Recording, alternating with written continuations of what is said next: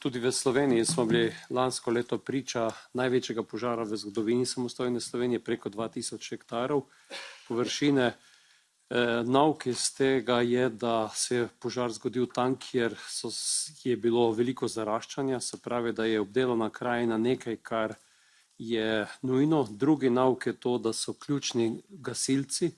Gasilci običajno so zelo aktivni na podeželju, zdaj je tudi poseljeno podeželje garant, da bo manj požarov.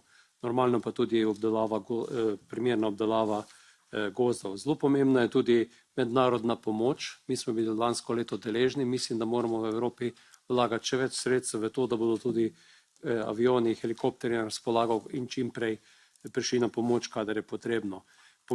Pomembno bo tudi razmisliti vprašanje komisiji, ali je solidarnostni sklad dovolj velik, in v Sloveniji, ker imamo letos pa najhujše poplave v samostojni Sloveniji, bomo zagotovo deležni potrebni tudi te pomoči. Še enkrat več se bo pokazalo, kako pomembno je gasilstvo, zato mislim, da ne smemo tega zanemariti, in poseljeno podeželje z aktivnimi gasilci je nekaj, kar je pomoč, da bo teh požarov manj.